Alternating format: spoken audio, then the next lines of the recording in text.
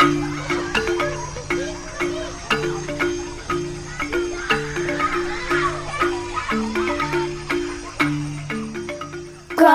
Up Weird.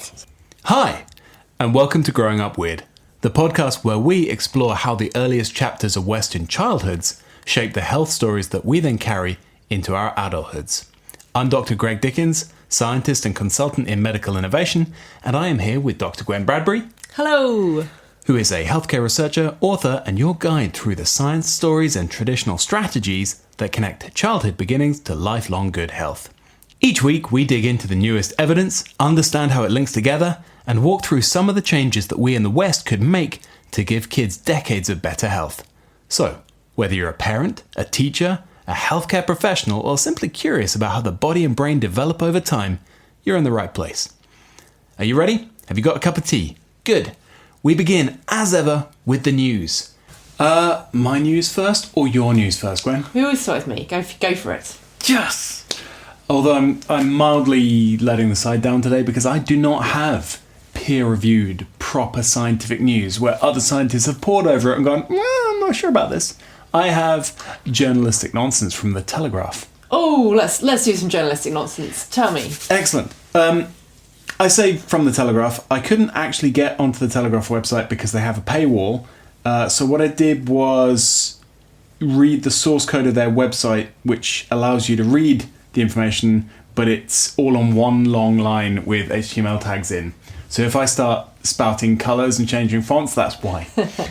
But they ran a lovely, fun, you've bought your kids too many presents at Christmas piece, which I'm sure went very well with their readership, who are well known for buying their kids too many presents at Christmas. Or for being grandparents, so maybe annoyed that their kids are buying their kids too many. Okay, yeah. I don't know what they were going for. But they brought together two interesting things, and by they, can I remember the name of the writer? No, I can't, and nor do I care. But they brought together two pieces. One was something that Professor Wass, what's his name? Simon Wass? Sam Wass. Sam Wass, that's the one. Sounds a bit like Samwise from The Hobbit, which is why it stuck in my mind. Sam Wass from The Hobbit. Who is from the University of East London, where he is the director for the Institute of the Science of Early Years. Okay, great. I think is quite relevant to this. Who had been reading around based on a study done in 2007 by the University of Washington, where they looked at kids exposed to baby Einstein. Are you familiar with baby Einstein? I do not know what baby Einstein is. Baby Einstein was a thing like 20 years ago. More than that, actually. It basically said, here's a wide range of products you can buy, which are small, digestible snippets of classical music, foreign languages, abstract reasoning, that you project at your baby. You project at them, so... It's audio and visual, and you expose them to high bandwidth information input to blast their brains open and fill them with the wonders of architecture and Bach and stuff. Wow. And the aim was more information in, some of it will stick, baby Einstein. Okay. University of Washington said, don't you need repetition to get any sort of calibration? Isn't that how babies learn, through repetition and then seeing differences? And they examined baby Einstein babies and found that for every hour babies were exposed to the baby Einstein program, they remembered 6 to 8 words fewer than kids who have not been exposed. Oh no. Which I love. Okay, all right. Okay, so hang on. This is a study from a long time ago, and we're thinking about something to do with presents. Yeah. So it has recently been resurfaced because, as I said, Professor Sam, whose surname immediately has fallen out of my head. Wass. Thank you. Sam Wass. That's what it is. Sam Wass. It's not Sam Wass. You can't forget it. So close to Sam Wass. But that's the thing. It doesn't feel like a surname, so it doesn't fit my head, which I'm sure is culturally insensitive, and I apologise to Professor Sam Wass. Anyway, he brought it up in discussion with the Telegraph because further reading has extended this to what we've talked about before, which is rapid thread switching in babies and young children. You present them with a toy, you let them get interested, you take it away. A different one, and then this one. Oh, fascinating. Or, worse, you present them with 100 and don't take any away. And they have to do that switching from one to the other by themselves.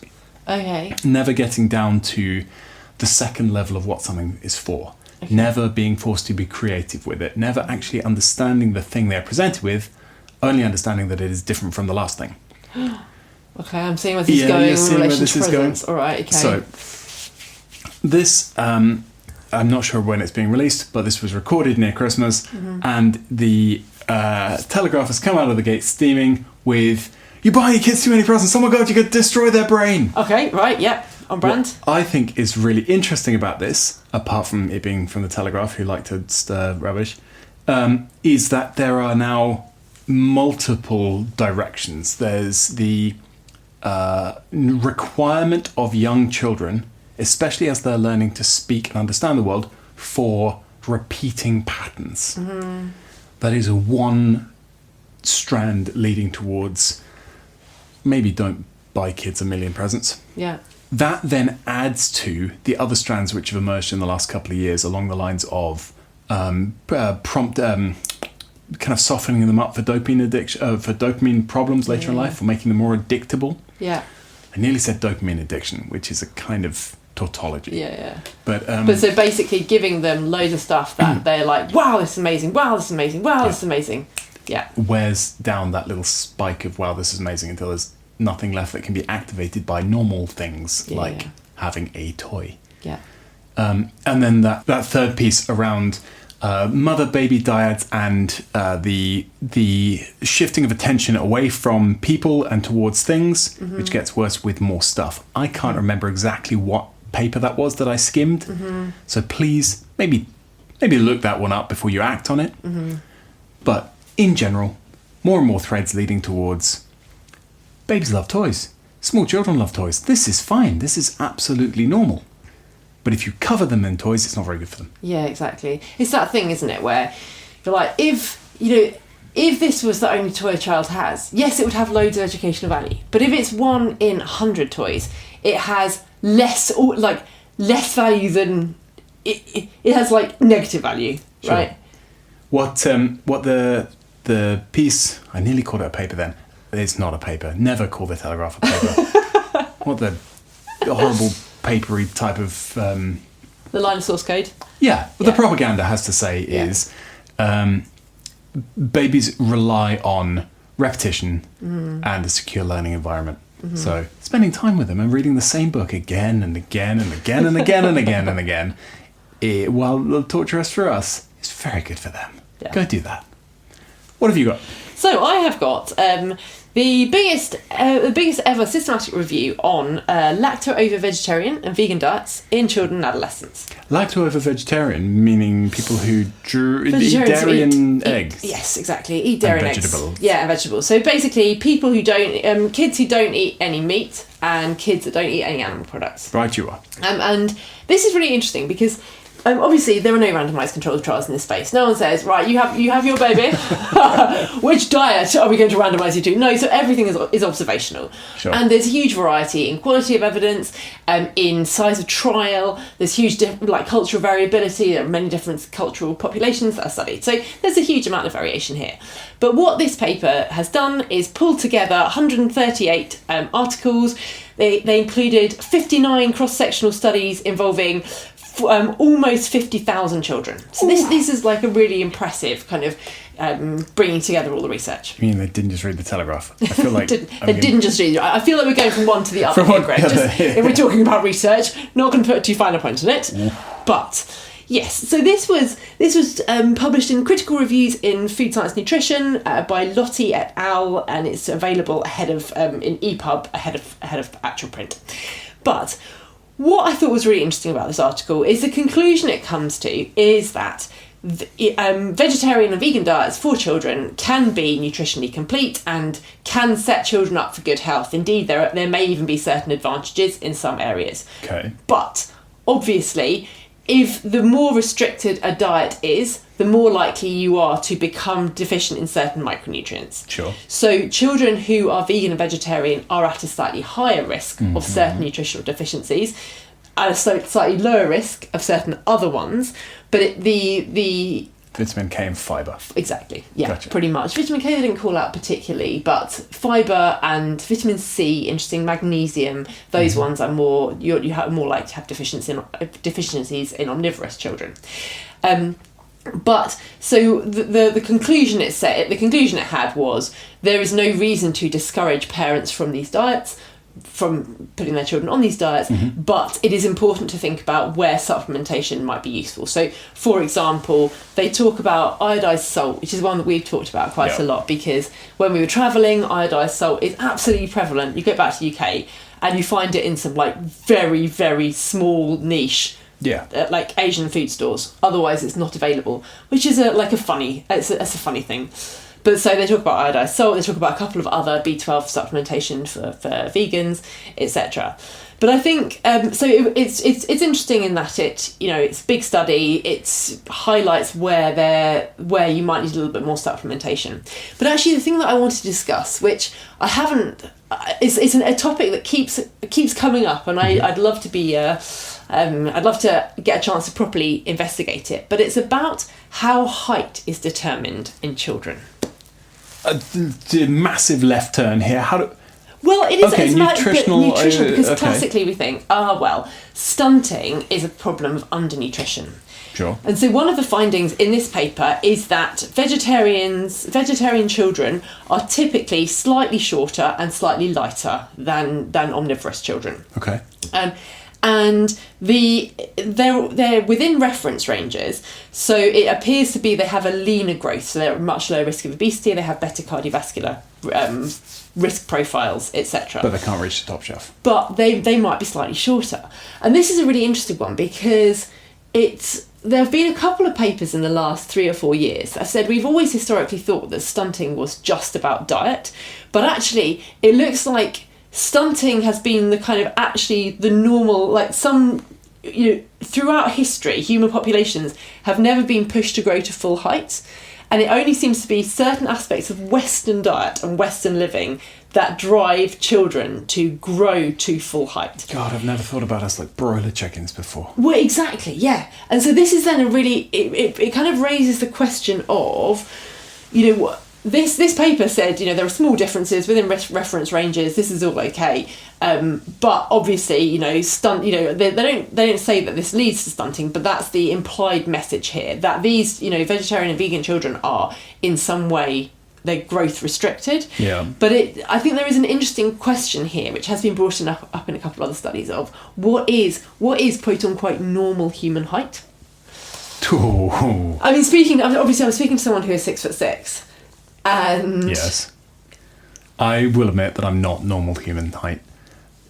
It's interesting, isn't it? 99.9% of humans have been stunted. Yes. But not in a way that damages their health. Yes. And not in a way that damages their utility. Yeah. They fit perfectly in trains, planes, cars, all that stuff, unlike me. They never had growth-related joint pain and cartilage damage, unlike me. They won't suffer from the fact that their bodies grew at a weird rate and therefore have strange tensions through their tendons, unlike me. Yeah. So are they stunted, or am I whatever that is back? Yeah, I wasn't going to say overgrown, but yes, overgrown.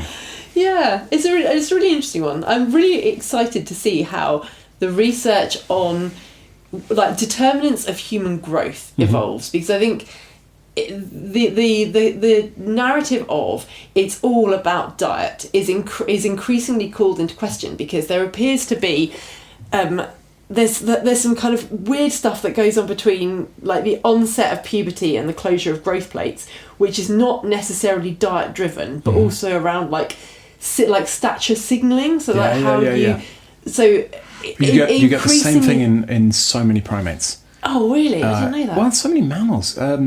Anywhere there is stature linked to the immune system, or social hierarchy linked to the immune system, you get weird physiological and growth effects. It's mad in fish. You've seen it, right? That you can get change in sex. Yeah. Based on position in the hierarchy. Yeah. And that's linked to physiology through the immune system. And it's not just, suddenly it's producing sperm instead of eggs. It is twice the size, changing colour, changing head morphology, changing swimming patterns.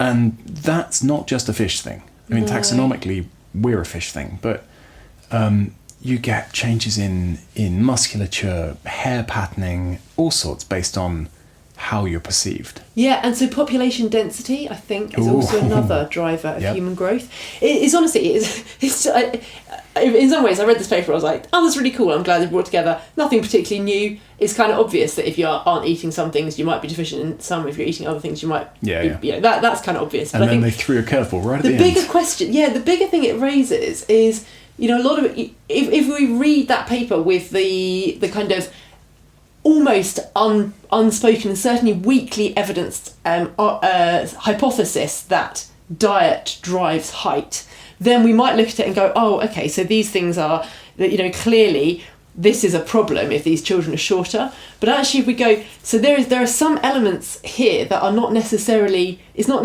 taller is always better. Yeah, I mean, that's an interesting societal thing because taller means more pay. Yeah. Taller means more say. Yeah. Taller means... more attractive. I mean, I am, right? It's just, I'm also tall. Let me just say this, Ruben. I'm also tall, so I'm just going to say that out there. But also means shorter lifespan, typically. Yeah, it does. So as height increases, you've got this kind of, you've got this trade-off piece. Live fast, die young. Live fast, die young. So basically, parents, what we say is, if your kid's short, don't worry. If your kid's tall, don't worry. It's all going to be fine. Yeah. But there's some super cool biology going on here. They will have different advantages. Different advantages, yeah. And you can achieve that by messing with a lacto-vegan, ovo-vegetarian diet. Perfect. All right. Moving on from what you put in your tummy to what you put on your tummy. Oh, great. Thank you. On your tummy, at least. And I did my best. Yeah, thank you. Let's talk about your article, which, if you haven't read it, my dear listener, you should. It's good. Title? It is tummy time necessary? Is tummy time necessary? That's a provocative one, Greg. I knew that people are going to read that and there's going to be some polarised views. Yeah. I can see the comments popping up already. Given that it's basically law in the UK to put your baby on its tummy and let it squall and cry and try and hold its massive head up. Mm-hmm. Do we want to start with why that's so deeply entrenched in the recommendations here? I think let's just start with what it is. All right, so what is tummy time? What is tummy time? Tummy time is a recommended thing to do to young babies to strengthen how they control their heads, necks and upper backs. What it involves is putting babies on their front, on the ground, for increasing periods of time, up till about 30 minutes per day, I think, is the World Health Organization recommendation. And this is thought to improve their physical and motor function. And this is quite well evidenced that it does. Yeah, sure. Yeah. You would imagine that trying to hold up an enormously heavy head for 30 minutes a day would strengthen your back and the back of your neck. Yeah, exactly. Okay. Well then, now can we go into why we have to do it? Yeah, absolutely. So that question's a hard one. I think I'm going to slightly rephrase it. Yeah. So, were you asking me why do we do it in Western cultures? Why are we forced to do it in this place at this time? Okay, well there are some really good there's a kind of an interesting little historical story as to how we've got into this position. So, what happened decades ago is people started to feed more formula or artificial milks to babies instead of breastfeeding for various different reasons we've talked about elsewhere. But what this meant was that there was suddenly a question that parents and caregivers had to answer, which hadn't been present before, which was, if you have a breastfeeding baby, the baby sleeps next to you because they breastfeed during the night. They often feed without the mother even waking up, and there's a certain position that breastfeeding women sleep in cross-culturally. Now, if you are then feeding artificial milk, then your baby is going to be typically drinking more, sleeping differently, and no longer needs to be, next to you, even very close to you, and if they are next to you, there's no reason for them to be in the place that they would otherwise be. Sure. So then there's a question of, well, how do we put formula-fed babies to sleep? And then for a while they thought, great, okay, we'll put them in the prone position, and then if they vomit... To be clear, what is the prone position? Oh, sorry, they put them on their tummies. And then put them on their tummies, then if they vomit, they're not going to choke. Lovely. And then they found, oh no, hang on, if we put babies on their tummy, they sleep much more deeply, especially if they've been formula fed. And that means that if their breathing is obstructed, they are less likely to wake up and therefore more likely to die. So we can't possibly let them sleep on their fronts because they're too comfortable and they enjoy it too much. Exactly. So then they said, no. And this is actually around the time that my mum was raising children. So I think for me, the advice was to sleep to put the baby on the front. And so I actually still sleep really, really well on my front. That's my favourite position to sleep in. Yep. So I think by the time we got to my sister, they said, oh, no, you should put them on their back to sleep. And... then I think what they realised, if you put babies always on their back, they ended up getting flattened heads, which we've talked about elsewhere. Plagiacephaly. Yeah, okay. And so then there was a question of, oh no, now what do we do? And they thought, right, okay, so now what we'll need to do... Don't rotate them like a kebab. No, well, exactly, and put them on their sides. Mum remembers a time where they did advise that babies would put on their sides. Baby on its side? Exactly. Mum said it was absolutely awful because they would either end up in the front or the back. You were absolutely screwed whichever happened. Humans are flat on two sides. You can't just... So yeah, anyway, so...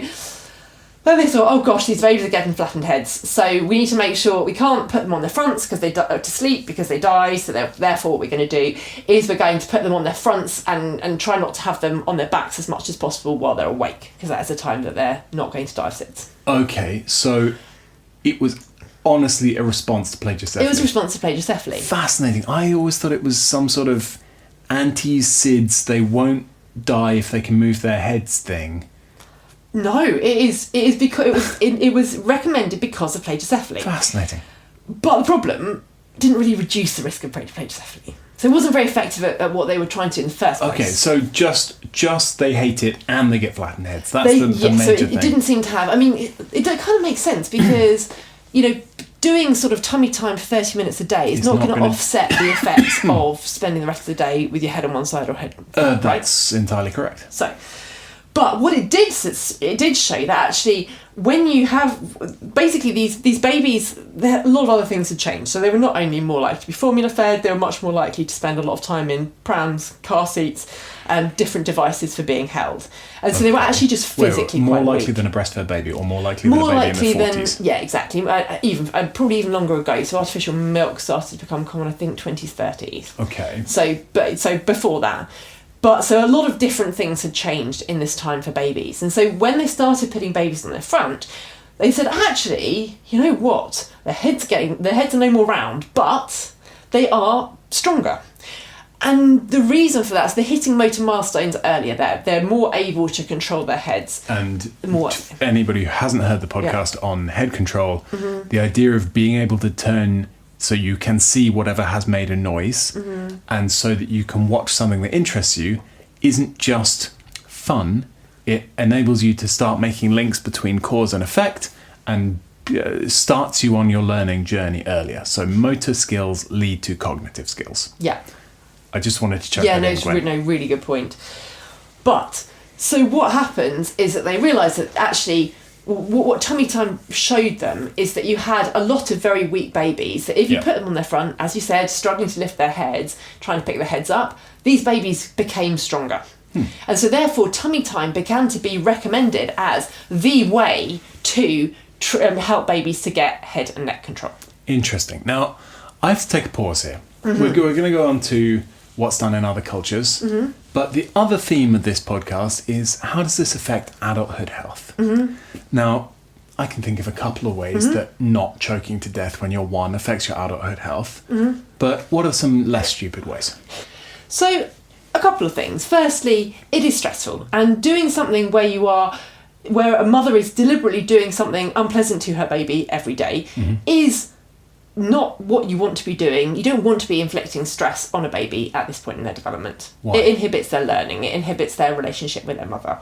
And these are lasting effects? These are lasting effects, yes. Okay. What else? Second, you are... the kind of forces that are on a baby's head in tummy time are especially if you're doing it for, half an hour a day, which is what is recommended, you're putting a load on the back of the skull that is very consistent, because the baby is having to hold its head off the ground in order to do anything for unidirectionally.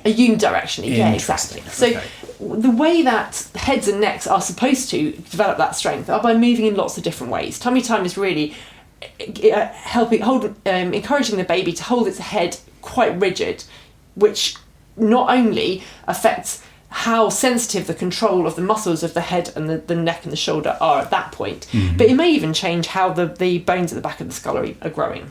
And at that point, it's going to be, again, lifelong effects. Fascinating. Okay. So, we've talked about what tummy time is. We've talked about why it was instituted. We haven't really talked about how it's not done in the rest of the world. Why is there no tummy time in Ghana? I mean, there are two reasons. Like, why is it not needed, and why isn't it done? Oh, okay. Right. Well, let's start with the latter. Go on to the former. Why isn't it done? Because in a lot of places, you don't want to put a baby on the floor. It's just a really weird thing to do. It's very and it's like not even. I always thought this. You want to have a clean, soft, comfortable bit of floor. You don't want your baby to be, I don't know, you don't want putting the head in the carpet with all the, flame retardant chemicals, right? You're wanting to put it on a very special mat. It's cold, it's separate from the parent. I mean, the whole thing is just very strange. Let's take this baby that you normally hold all the time, and you put it down, you let it smush its face into the ground, and you leave it. Tiny flat noses anyway, this can't be good for them. So yeah, I think honestly a really big thing is that the ground is dirty, it's not where you put babies. Got it.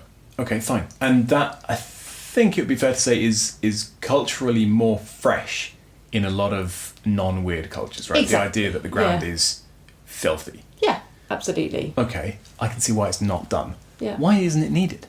So it's not needed because babies develop head and neck strength from a whole different variety of movements right from the earliest days. So, for example, the way that we breastfeed in the West is, well, the way we see everyone else breastfeed in the West is that we hold a baby along our arm in a cradle hold, and they kind of turn their head, or maybe you turn their body a bit, but they're in one position, and you're often on the sofa, you've got your breastfeeding cushion, you feed in one position. Okay. But actually, in many other cultures, that's very, very different. So a lot of breastfeeding is more with the baby like along the stomach. You should know. I'm sorry, I'm doing so many It's gestures. so funny. Anybody who can't see Gwen, and by that I mean everybody who's not me, is missing out on Gwen miming having an invisible infant in all sorts of mad positions. I wish this was on film because it's hilarious. I think probably the easiest way to think about it is that kind of babies are fed a bit more upright and a bit more along the mother's body. So in very early stages, mother lying down, mother kind of sitting up, and baby head on breast and feet down, by the mother's crotch. So going down, and then what happens if a baby's feeding there? It is already having to lift its head up and move its head around. Yeah. Even if you put a newborn baby on your tummy when it's finding your breast, Greg, I'm sure you remember this vividly. Oh, I do. Well, I actually do remember. I remember being headbutted in the sternum. Yeah, exactly. I held a tiny child on my chest, and it went Exactly. up my very flat, very hairy chest. Yeah, absolutely. And if we don't hold that baby and constrain its movement and then try and now you're doing the movement, squeeze the breast and attach the baby. If you let the baby find what it's doing, the baby already is doing a lot of head movement in order to find that. Snuffling, I call Snuffling, yeah. I think what questing. Yeah, that one of our friends. Yeah, questing is what a tick does when it's trying to find somewhere to bite. But she's talked about the questing. I love that. But yeah, so feeding babies, when you're feeding in different positions, at the beginning you're laid back. Actually, when they're older, people often breastfeed them when they're walking, and you basically put your hand under the baby's bottom, and then the baby's kind of your arms straight, and then the baby's feeding off your breast, but they're quite upright. Okay. And so that's a different kind of loading on the baby's skull. But also, we talk about this a lot, but elimination communication, when you're holding babies out to toilet, then what they're having to do is control their spine and their neck and their head when their spine is quite flexed. So you're putting different loads on that piece. Those start from when they're really small. Also, babies are carried a lot of the time in arms and then in fabric slings. But babies are very rarely put on the floor. And when they're carried on the back, on the front, when they're moving, all of these are meaning that a baby has to be stabilising itself much more. So you've given us 3 pretty solid reasons there that mothers drive better neck development in more traditional societies. Mm-hmm. I think I can tell you a reason that fathers drive solid neck development in some traditional communities. Dear listener, I don't know if you are a father. I'll bet a bunch of you aren't, and therefore don't know that there is an inbuilt drive to throw a baby. So it's genetic, it's inbuilt. You see a baby, you want to chuck it up in the air. You want to catch it again, to be clear. We're not looking at dropping them, but there is an inbuilt drive to throw a baby. And around here in the West, it's taboo. People go, ooh, and there's polite laughing, oh. And then they say to the mother, oh gosh, what do you think about this? And then the mother feels some pressure to take the baby away from you. However, especially in West Africa, we saw it in a couple of other places, but in West Africa, it's very much yes. Give the father time to chuck the baby around, up and down, give it a stretch, wiggle its legs around. Babies were played with and held in a portrait position, right? Not landscape. They weren't laid down flat. They weren't things you talked at. They were little tiny scraps of human that were played with upright and held upright and stood on their little tiny legs and chucked up in the air and bounced quite vigorously for the age, all of which is contributing to them stabilising their head and getting good, strong neck. And a lot of that is done by fathers. So I just want to stick in my XY values there. Dad's helping neck development. Yeah, absolutely. And I think, there's a certain sort of spontaneous play bit, but there are also, in various cultures, traditional exercises, ritualised movement patterns. Do you remember the regimen? Not off the top of my head, but I did write it in the article. But yes, I remember this has been looked at in a couple of papers on this now in different cultures. And the exercises that are particularly linked to better head and neck control are trunk stretching, so where you are holding them up, as you say, so portrait mode, throwing them up in the air, because if you have ever thrown a baby, you will know that the kind of reflex is that they do a startle reflex, and that startle reflex is part of what's giving them that neck extension. God, this really should be on video. Gwen's dancing here. We got startle reflex, which is she's opening her hands wide, bending her elbows, and pulling the arms back, thrusting the chest forward and the head up. It's a very protective position that babies get into, so they're very easy to catch. Mm-hmm. It's a hard to drop shape. I mean, the other one, which we certainly didn't do, that was super taboo in Western cultures, is upside down suspension. Oh yeah, we never did that ever. Okay, none of us ever did that ever to our babies when our wives weren't watching. When they were bigger. Oh, sure, bigger. Never did that when they were tiny. But to be honest though, that's what people do when they're nappy changing, right? But I don't know. They put their fingers around the ankles and you lift up the ankles so you can get the new nappy in. That's probably one of the ones that is very acceptable within a very specific context. Fascinating. But, a little bit higher, and it's good for head and neck development too. Okay. So we've seen why it was brought in. We've seen what it does to immediate health and long-term health. We've seen why it's not a problem in traditional societies.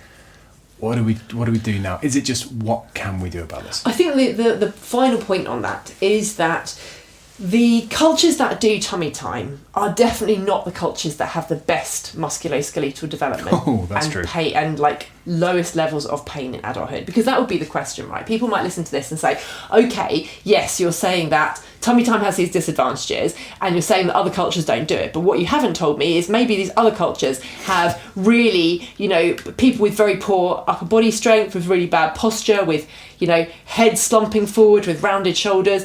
But no, these postural abnormalities and upper body weakness are associated with our culture where we do tummy time. Now, I'm not saying that tummy time causes these in any way, but what I am saying is that we are the tummy time isn't rectifying those problems. It doesn't protect us completely. And it doesn't protect us from plagioccephaly. So the major point of doing it. Yeah. So I guess my kind of take-home message from this is that if you have a baby who does spend a lot of time, with best will in the world, a lot of time in car seats, a lot of time flat on their back, in prams, that where the baby is not very strong, then tummy time might be for you the best way of achieving upper body strength. However, if you are looking for ways that don't cause your baby to be unhappy when they're put on their face on the floor, then there's a whole bunch of other things that you can try that can give your baby the same or even better outcomes without that cost. Yeah. Do you think that's fair? I think that if you had a half hour that you were going to dedicate to sitting and fretting while your child is very upset 6 feet away, and you know you're not allowed to touch him because that's not what the guidelines say,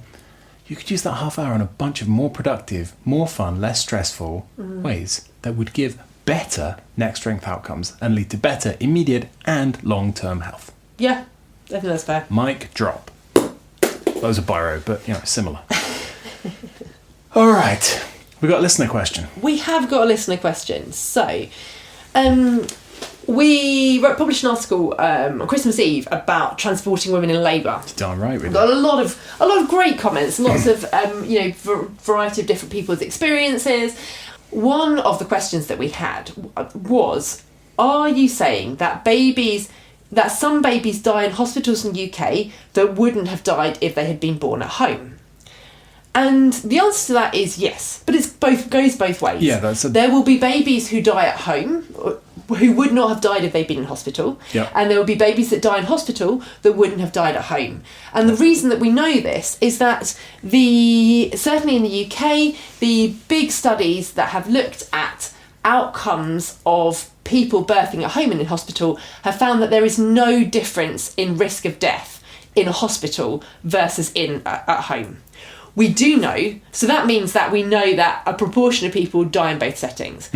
We do know that a lot more people in hospital settings need more interventions. So they have a much higher risk of needing assisted delivery, caesarean section, episiotomy, etc., all of which pose their own risks.